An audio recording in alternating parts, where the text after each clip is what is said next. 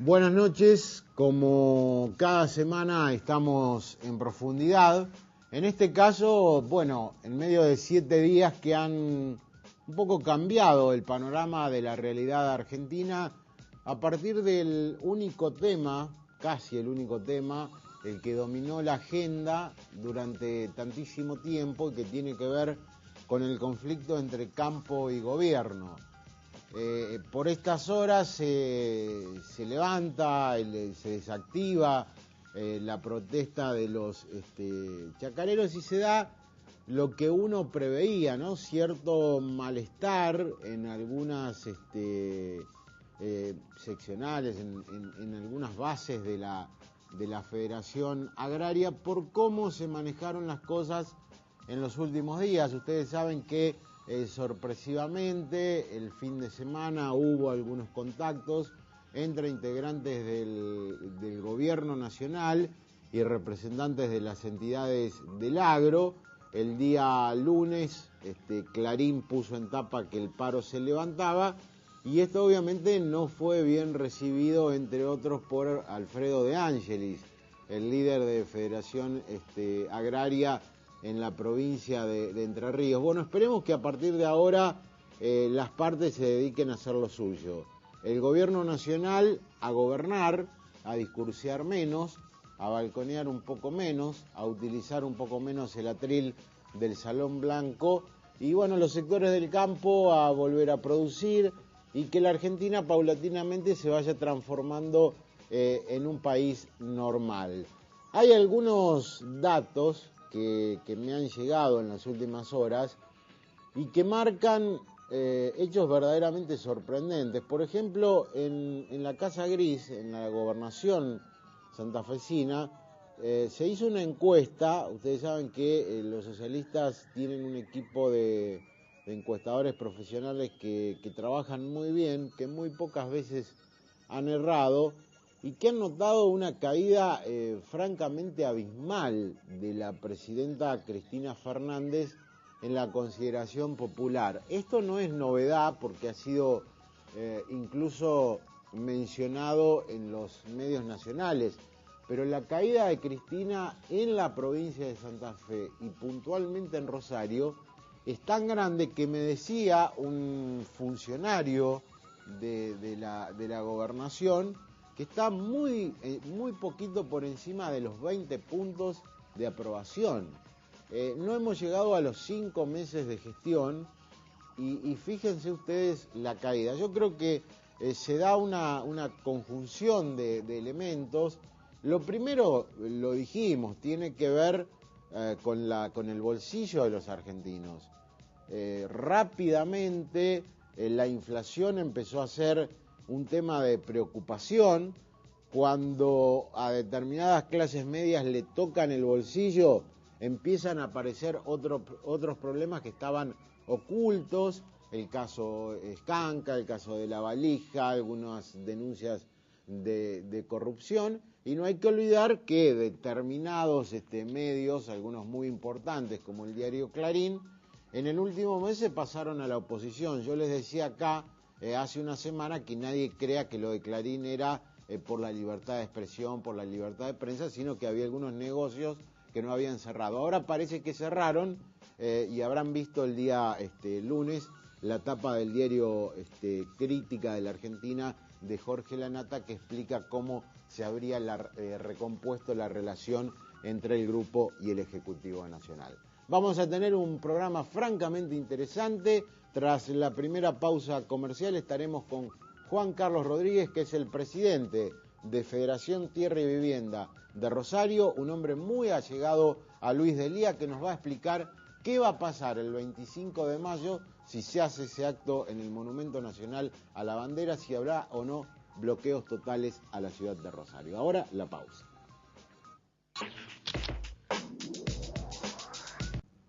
Lo dicho, entonces, estamos con Juan Carlos Rodríguez, podríamos decir el hombre de Delía en Rosario. Bienvenido al programa. Gracias, igualmente, Mauricio, por haberme invitado.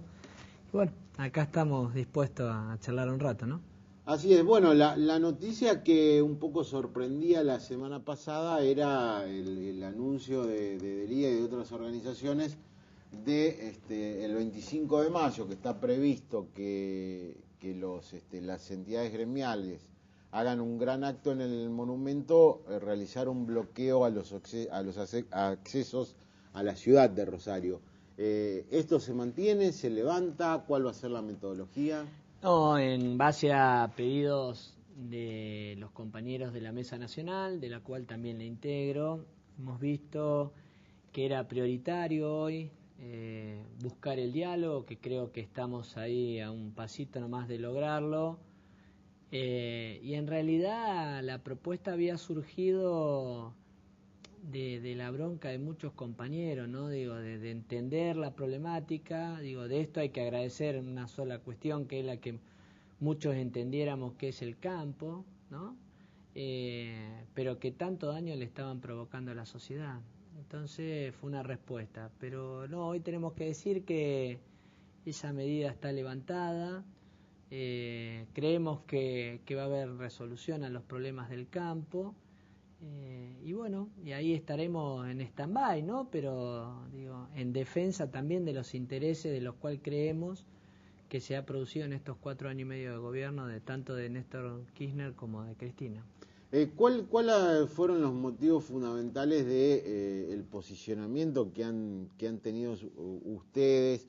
Tal vez el hecho así que más llamó la atención y que obviamente mereció críticas, incluso de parte mía, fue la presencia de Delía aquella noche en Plaza de Mayo, cuando salieron vecinos de Buenos Aires a cacerolear. ¿Qué vislumbran ustedes que hay detrás del paro, o que hubo detrás del paro? No, yo creo que está demostrado, aparte, que hubo muchas cosas detrás del 25 de marzo, creo que fue.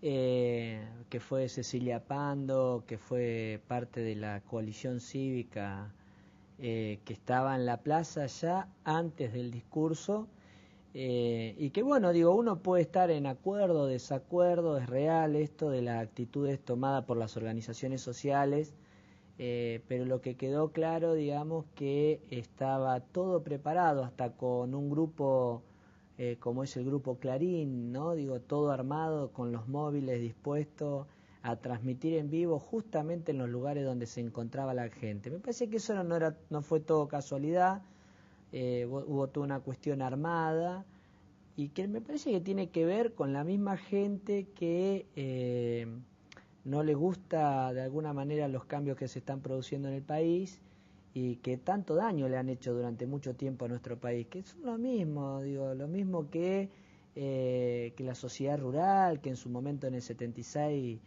puso a Martínez de Oz, o que hicieron el golpe de Estado del 55, del 30. Me parece que tiene que ver con esa misma gente, ¿no? Digo, Cecilia Pando, curiosamente, estaba en Plaza de Mayo cuando ella siempre los 25 se moviliza enfrente de la Cancillería, en la Plaza San Martín, si no me equivoco, y justamente estaban preparados en ese lugar. Así que realmente, digo, hubo todo un movimiento muy importante. Nosotros creemos que con el golpe mediático y económico que quiso profundizar la pelea del campo, en realidad si 3 condiciones puntuales del gobierno de Cristina no hubiesen estado, hoy hubiese habido otro gobierno o hubiese pasado otra situación, ¿no? Digo, ¿vos creés que a Delía se lo demoniza desde los medios? yo creo que Elías se lo demoniza, está claro, digo, no sé si porque pertenece a una organización social, por su manera de ser. Quien lo demoniza realmente no lo conoce, es una persona muy cálida, es un compañero que sigue viviendo desde su historia en el mismo barrio, en la misma casa, realmente un compañero admirable, con una profundidad crítica y un conocimiento extraordinario, y creo que bueno, como cuando juega por algo, realmente, a diferencia de muchos políticos que conocemos, él deja la vida, ¿no? Digo, y la defiende y le pone sentimiento y alma, que en realidad si eso sucediera en torno a todo lo que nosotros representamos, la cosa sería diferente también. sin lugar a dudas que también puede tener errores, ¿no? Como lo puede tener el gobierno, como lo ha tenido a nuestro entender el campo, pero sin lugar a dudas que un error de Elías es para crítica durante una semana y un error de algún otro es para una crítica de un día. Y realmente digo, ahí vemos la diferencia. Yo creo que hoy a él eso no le preocupa, ¿no? Digo, cada vez que tenemos una mesa nacional, que es una vez al mes, cada 2 meses a más tardar, digo, nos trata de explicar, digo, nos ha hecho entender a muchos de nosotros que venimos de alguna militancia un montón de cuestiones y de entender que la Argentina está dentro de un marco latinoamericano, con Chávez, con Lula, con Evo, con Correa. Y me parece que yo lo invitaría a más de uno de los que los critica que se tome un tiempo de charlar, tomar un café con el compañero y realmente, digo, se va a llevar otra impresión. Bueno, traelo al programa. Lo vamos a traer. Tendremos la oportunidad de debatir. Me he comprometido, porque aparte sabe debatir, digo, lo ha debatido en el mismo grupo Clarín, a pesar de que mucho no le ha gustado. No, más allá de las críticas que uno hace hacia Elías, creo que ese fue un acierto, que ahí puso los puntos sobre las IES en algunas cuestiones que, bueno, ahora han quedado resueltas. ¿Ustedes se consideran grupo de choque del gobierno? No, de ninguna manera. De ninguna manera.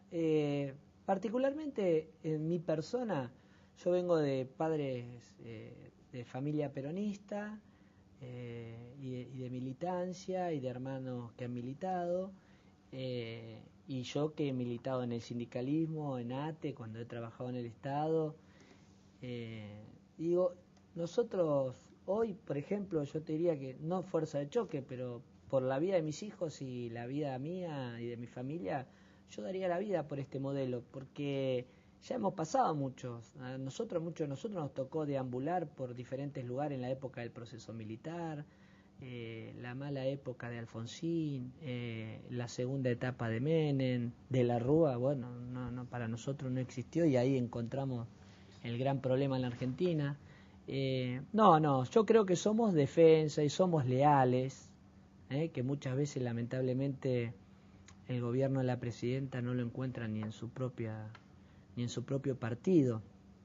Pero nosotros cuando entendemos, y aparte lo entendemos así, yo le podría discutir a muchos el avance que ha tenido esta Argentina hoy, particularmente también en la ciudad de Rosario.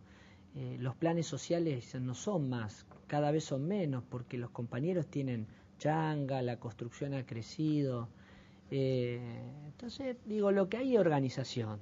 Digo, muchas veces se la critica a las organizaciones sociales, que para lo único que estamos para la defensa del gobierno. Y no se dan cuenta que hay cientos de comedores, de copa de leche, hay planes de alfabetización en los barrios para adultos y para menores, hay emprendimientos productivos como esta organización que tiene el emprendimiento más importante en el tema del reciclado de plástico de la ciudad de Rosario. Digo, muchas veces se habla sin previo conocimiento de lo que es la organización. Que vamos a defender este gobierno, sin lugar a dudas. En algún momento éramos malos para el gobierno también porque lo criticábamos. Y hay dos cosas buenas, porque también digo, fueron momentos, y a lo mejor espero que sean los últimos, la pelea del campo han sido momentos complicados. Pero también sacó buenas cuestiones, ¿no? Digo, ahora el gobierno, están dos cuestiones sobre la mesa, la política agropecuaria y la distribución de la renta nacional. Parece que ahora hay que avanzar en ese camino. En la República Argentina todavía quedan muchos compañeros con necesidades extremas. Y bueno, y ahí estaremos nosotros trabajando, digo, que somos organizaciones sociales que trabajamos con los compañeros más desprotegidos. También con errores, pero con muchos aciertos. El día 25 de mayo, en caso de que se confirme este gran acto que, según dicen las entidades del campo, van a hacer acá, ¿los va a encontrar a ustedes al borde de las rutas, volanteando? No. Digo, cuando lanzamos la medida, dijimos que tampoco era de ninguna manera provocación. Uh-huh. Porque decían, bueno, pero cortar. Y bueno, digo, durante 21 días los sectores agropecuarios tuvieron cortado la ruta 14 y muchas rutas del país. Y eso también fue una provocación, no dejaban pasar, fue Semana Santa, gran turismo en el país. Nosotros queríamos demostrar de alguna manera que no todo el pueblo de Rosario estaba de acuerdo. Recién te escuchaba, digo, en el tema de las encuestas, nosotros particularmente no lo palpamos en los barrios. Digo, habrá que ver, ¿verdad? Digo, falta todavía mucho tiempo para que termine el gobierno de Cristina, que puede haber bajado. Podremos coincidir o no en que el primer discurso y el segundo ha sido autoritario o no. Lo que está claro, digo, que acá nosotros queremos poner sobre la mesa quiénes son los que están peleando. Nosotros el 25 de mayo habíamos propuesto esa medida porque no podemos estar defendiendo a Luciano Miguel, por ejemplo, o a Biolcati, su vicepresidente, que aclaró que el piquete de ellos era el piquete de los blancos, como si el piquete nuestro en el 2000 y el 2001 no era necesario para demostrar que había una cantidad importante de argentinos con extremas necesidades. Lo que nos da mucha pena es la Federación Agraria Argentina, ¿no? Digo, Eduardo Bussi, en el 2000-2001 remataban cientos de campos en la provincia de Santa Fe. Y esta organización de desocupados que en ese momento peleaba por planes sociales, por alimentos, para llegar al plato de la comida de los compañeros, esta organización es la que se movilizaba y hacía en los lugares, en los campos, para que no le remataran los animales los bancos privados o los mismos campos. Hoy no entendemos qué tiene que ver la Federación Agraria Argentina con la sociedad rural o con las confederaciones rurales. Me parece que acá hubo una mezcolanza de todo. En ese marco también hay que incluir a esta oposición que no logra encontrar cabeza y que aprovecha cualquier cosa para salir a decir cualquier cosa, como Elisa Carrió, como Gerardo Morales. Digo, cada 2 años en la República Argentina hay elecciones. Ellos tendrán que buscar un partido que le corresponda y sacar los votos que sacó nuestra presidenta. Van 5 meses, por más que sea una continuidad del gobierno en este modelo, el gobierno de Cristina lleva apenas 5 meses, 6 meses de gobierno. Así que particularmente nosotros el 25 ni siquiera vamos a estar a la vera de la ruta porque somos orgánicos. Es muy probable que mañana estemos repartiendo volantes, que ya los tenemos, algunos trípticos, informando qué son las retenciones. Digo, hay desconocimiento en la gente.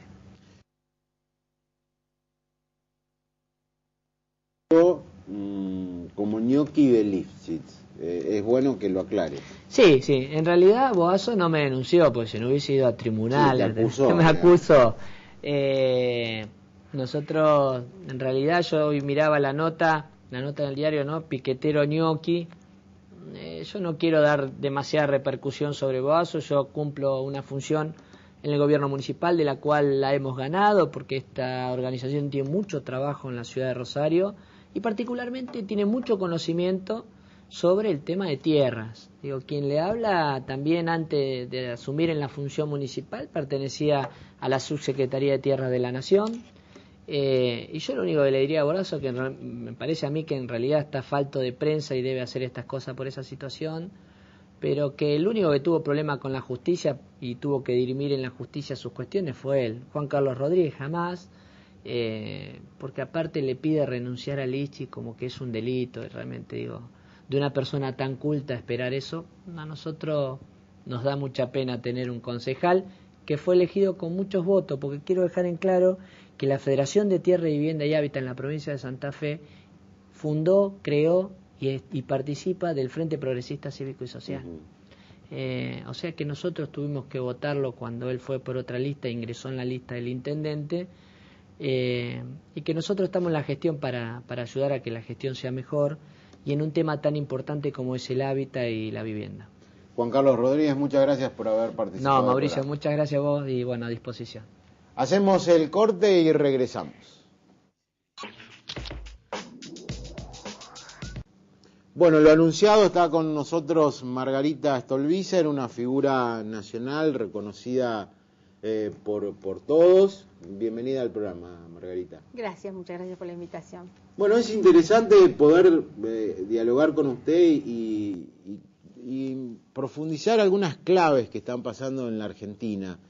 Lo primero que a mí me sorprende es esta caída abrupta en menos de 5 meses de la imagen de la Presidenta de la Nación, que le digo, de acuerdo a la información que yo recibí este fin de semana de un funcionario de Hermes Wiener, en Rosario apenas está arañando el 20% de imagen positiva, y creo que esto se repite en muchos centros urbanos e incluso en lugares donde la han votado del interior del país. ¿A qué lo atribuye?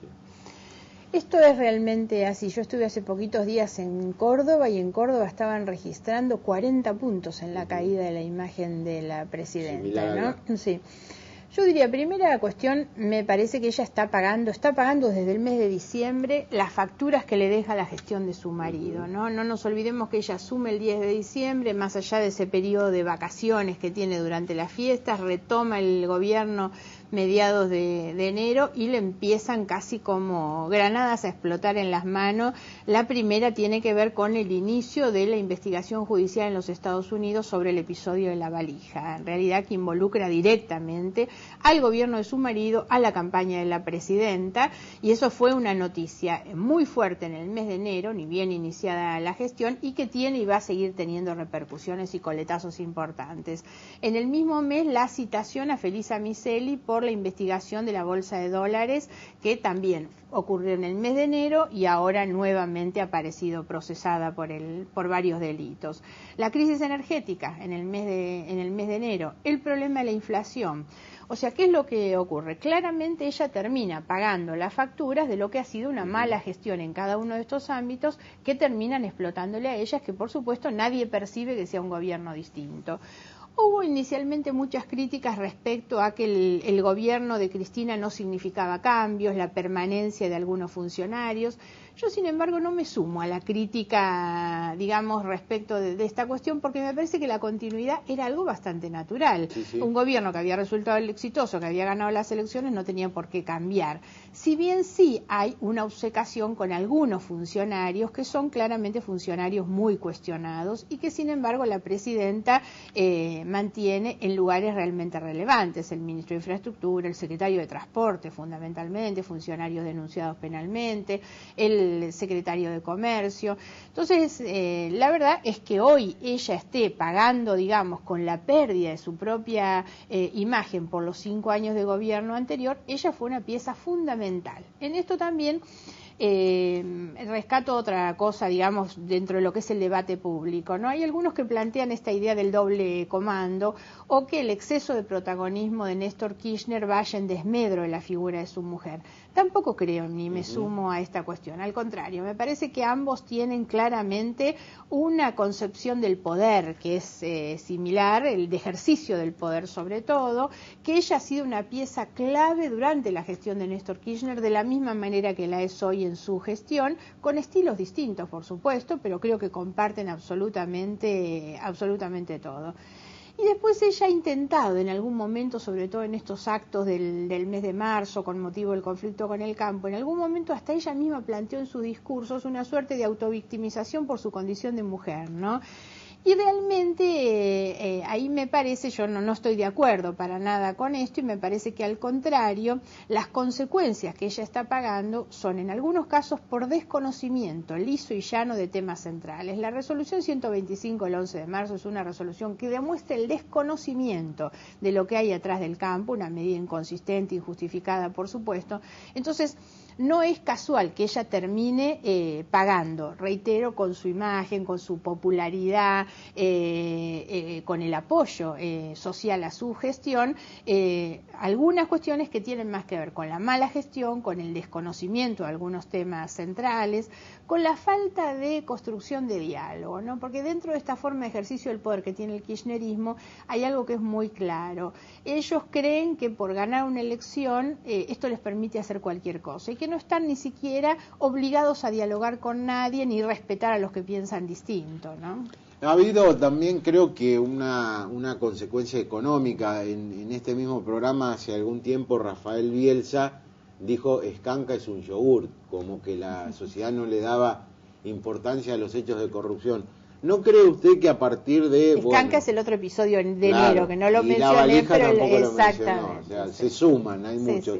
¿No cree que a partir de el crecimiento inflacionario, la ridiculez de las mediciones del INDEC, generaron en la gente un sentimiento crítico que hasta ese momento parecía larvado? Y bueno, estos temas que usted mencionó saltan ya al interés público. Sí, por supuesto, porque además es claro que la opinión pública termina haciendo su propia medición en función de cuánto esto le impacta en su vida cotidiana, ¿no? El problema de la inflación claramente, yo creo que hoy es el problema más grave que tiene la Argentina, porque la inflación no solo afecta al ciclo económico, sino que afecta individualmente a las personas, en su entorno familiar, en sus hábitos de la vida doméstico.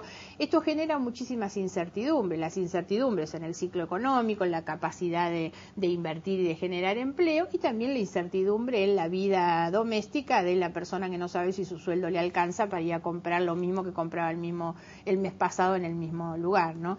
Esto no tengo ninguna duda que tiene un gran impacto en el ánimo social y por supuesto en el apoyo a un gobierno del que la gente estaba esperando una cuestión distinta. Y en el tema del campo, el campo lo que ha logrado, me da la impresión, o el conflicto con el campo, es desnudar una serie de temas que antes no estaban en la agenda cotidiana, en la agenda de la gente, ¿no? Porque hoy la gente ha empezado a tomar cuenta que mientras que el productor lechero cobra 83 centavos por el litro de leche, nosotros la pagamos 2,70 en el supermercado. El productor de carne cobra 3,50 el kilo de ternera y a nosotros nos cuesta 20 pesos. Entonces todo esto aparece hoy en la agenda social y la gente empieza a decir, bueno, en algún punto me están engañando. Ha desnudado además la debilidad, la fragilidad de un sistema federal, por supuesto, que necesita gobernadores autónomos en términos financieros para ser independientes en términos políticos, y también la fragilidad de un sistema que es el instrumento distribuidor por excelencia. Acá hay un discurso muy hipócrita del gobierno, que es el que está planteando hoy la distribución del ingreso, sin reconocer que el mecanismo distribuidor por excelencia es el sistema federal, porque la verdad hay gente que por vivir a 2.000 kilómetros de distancia de la capital no puede tener la misma educación o salud que tienen los que viven en la capital, ¿no? Entonces, esos también son temas que han influido muchísimo en la gente. Es el empezar a desnudarse algunas cuestiones que ante la gente con alguna tranquilidad y alguna expectativa de mejora parece que no se tenían en cuenta. Al inicio de la gestión de Kirchner, él le hablaba despectivamente del pejotismo. La campaña de Cristina, recuerdo, se basaba en la consigna Cristina, Cobos y vos, y se hablaba de la concertación plural. Bueno, parece que todo eso ha quedado desvanecido a partir de que Kirchner asume como presidente del Partido Justicialista, y lo que se ve en la foto detrás del mismo Kirchner, que siempre fue un representante del pejotismo, es el peronismo tradicional. Es como que acá también fracasó en esa construcción. Sí, eso es así, porque eso también había generado una idea distinta. No nos olvidemos que la primera estafa fue el transversalismo, en el que muchos creyeron también, muchos después se bajaron de ese transversalismo cuando empezaron a ver que había mucho doble discurso también en esto, y quedaron con la concertación. Ahí hubo claramente un fracaso electoral de los radicales, sobre todo, que pensaban que le estaban haciendo un gran aporte en términos electorales, y Cobos terminó perdiendo en su provincia, Katz en su municipio en Mar del Plata. Entonces, evidentemente, hubo un fracaso de la concertación como construcción política, y en cambio el pejotismo, que tiene una concepción mucho más verticalista del poder y mucho más olfato para estar cerca del poder, como que le rindió mucho más a Kirchner. Kirchner entonces decide rearmar el Partido Justicialista y funcionar como el PJ con algunos satélites K en distintos lugares. Esto también entiendo que genera algún espanto en mucha gente que cree que las categorías políticas, pensadas sobre todo como viejas estructuras, con mucho vicio en la práctica política, pertenecen al pasado, y quienes alentaban la idea de que una concertación, más allá de coincidir o no con ella, generaba la idea por lo menos de los cambios que la sociedad está demandando dentro de la política. Su realidad política actual pasa por la alianza con Elisa Carrió, con la ampliación de la coalición cívica? ¿Por dónde va? Bueno, nosotros tenemos un partido propio, que es un partido genéticamente radical, sí, que defiende las ideas y las banderas del radicalismo, que es el GEN, un desprendimiento que se produce sobre todo cuando nosotros empezamos a advertir que el radicalismo se había transformado en una maquinaria electoral manejada por una élite partidaria que ponía al partido a su servicio y que había perdido el contacto con la realidad social. ¿Qué es lo que viene ocurriendo en general con las estructuras partidarias en los últimos años? Nosotros mantuvimos una posición de equidistancia crítica tanto de quienes iban a la concertación con Kirchner como quienes, atrás de una falsa opción como era Labaña, que después le notificó que nunca había sido opositor, apoyaron ahí, y en ese momento decidimos definir una posición en favor de la candidatura presidencial de Elisa Carrió.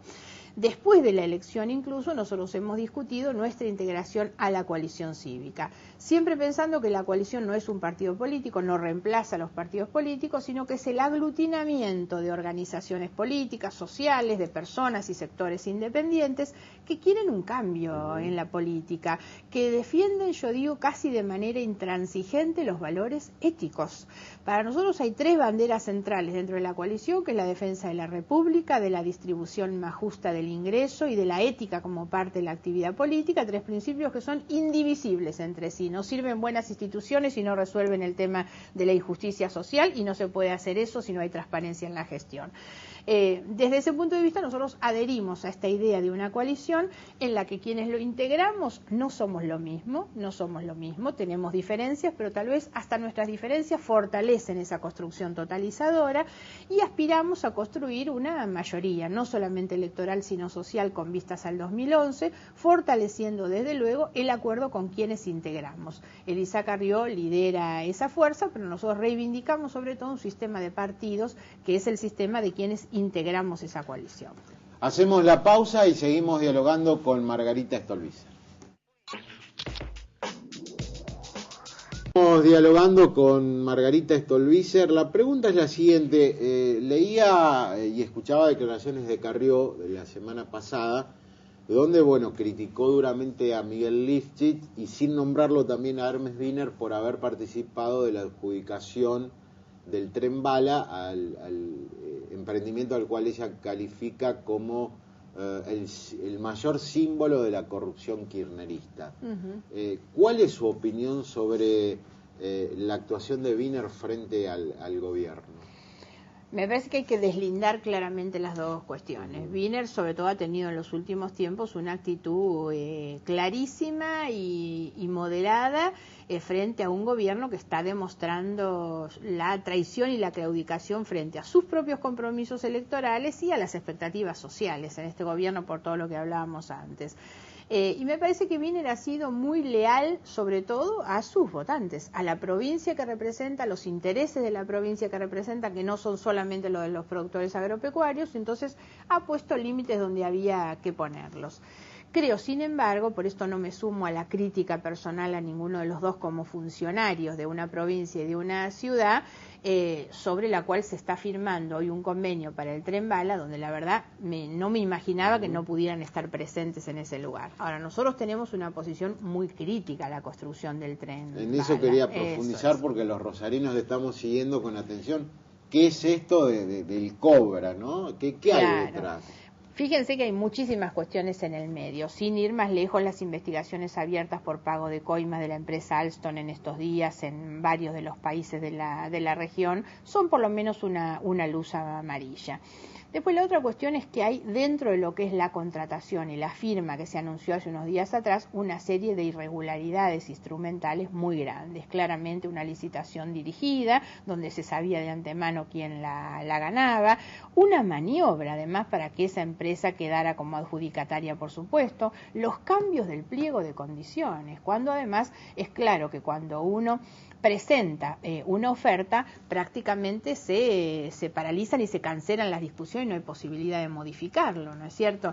Y bueno, hubo una de las modificaciones centrales para nosotros, tiene que ver con el financiamiento, el cambio del banco que está a cargo de la financiación, para nosotros esto, digamos que pone un manto de sospecha sobre la contratación, sobre el que nosotros la verdad tenemos hoy una posición muy crítica. Pero agrego a esto lo que tiene que ver con una discusión de fondo en la Argentina, porque además a veces me da en este tema como en otros la impresión de que discutimos algunas cuestiones sin ir al fondo, ¿no? Yo muchas veces digo que el debate de la lucha contra la corrupción o de la transparencia no debe nunca soslayar el debate de la desigualdad, el debate social, por ejemplo, ¿no?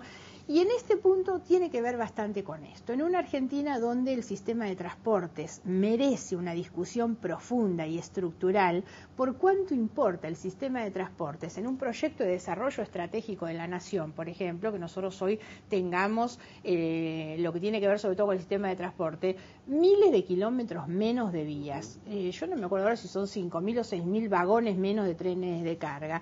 Una Argentina que con su inmensa geografía está desestructurada, sobre todo a partir del transporte de cargas, donde pueblos enteros han muerto literalmente por la pérdida del ferrocarril, sobre todo. Pueblos que pierden no solo económica, socialmente, hasta culturalmente, históricamente. Nosotros en la provincia de Buenos Aires tenemos distritos que vivían al amparo del ferrocarril, digamos a la vera del ferrocarril, y forman parte de nuestro patrimonio histórico, y todo eso se ha ido muriendo en realidad. A esto sumo, yo vivo en el conurbano de la provincia de Buenos Aires y les puedo asegurar que la forma en que viajan los trabajadores todas las mañanas para ir a su lugar de trabajo es de una indignidad absoluta. Siendo, por otra parte, porque esta es otra de las cuestiones que hay que investigar, que el Estado sigue pagando subsidios millonarios a las empresas concesionarias sin ningún control sobre la prestación de los servicios. El transporte tiene en el bolsillo del trabajador, digamos, en el costo familiar, es el segundo costo después de los alimentos, lo que gasta una familia en transporte entre los chicos a la escuela y los mayores al trabajo. Entonces hay que ser muy cuidadoso en embarcarnos en un proyecto de estas características sin tener una discusión profunda del papel estratégico que el transporte en general y el tren en particular tienen para un proyecto de nación, y hacerlo además desde esta concepción que tenga el cable a tierra en lo social, la verdad, porque hoy además otra de los cuestionamientos que nosotros hacemos al tren bala es que el costo del tren bala que va a terminar financiando, subsidiando el Estado, es prácticamente un costo similar al de viajar en un avión que van a poder disfrutar pequeños sectores, ¿no? A veces digo que en la Argentina parece haber opositores pero no oposición, y si tenemos en cuenta que las elecciones de mitad de mandato son claves. Uno recuerda en el 87 la debacle de Alfonsín, que fue como el anticipo de la llegada de Menem, en el 97 la debacle de Menem, que fue como el anticipo de la llegada de la Alianza. Me imagino que para ustedes los opositores... Así pensamos que va a ser el 2009. Claro, deben estar pensando en el 2001, en el 2009. Pues bien, ¿cuál va a ser la articulación que al menos usted tiene en mente? La idea nuestra, la idea de la coalición es, por supuesto, y por eso nosotros siempre hacemos hincapié en qué cosa es la coalición. La coalición no es la suma de dos grupos políticos o de dos partidos, ni mucho menos la suma de dirigentes superestructurales que ven qué buen negocio se puede hacer en la elección. Nosotros apuntamos a construir una mayoría social, no solamente electoral, y por lo tanto la coalición tiene, digamos, dentro de sus objetivos estratégicos, nacionalizar la fuerza, federalizarla, que no sea simplemente un fenómeno de grandes centros urbanos, y en ese sentido nosotros planteamos mucho la legitimidad social, que es poder tener quien levante nuestra bandera de estos principios que yo anunciaba antes en cada una de las provincias, en cada distrito de cada provincia. Por lo tanto, uno de nuestros objetivos estratégicos es territorializar nuestra fuerza. El otro objetivo estratégico es mejorar desde lo cualitativo, o sea, saber que esto es un tránsito para gobernar 2 años después. Y en ese sentido nosotros nos preparamos hoy con planes y programas de gobierno para todas las áreas, muy buenos equipos técnicos, para tratar de convencer a la gente que no solo somos buenas personas, que creo que la gente lo sabe, sino que además estamos en capacidad de gobernar.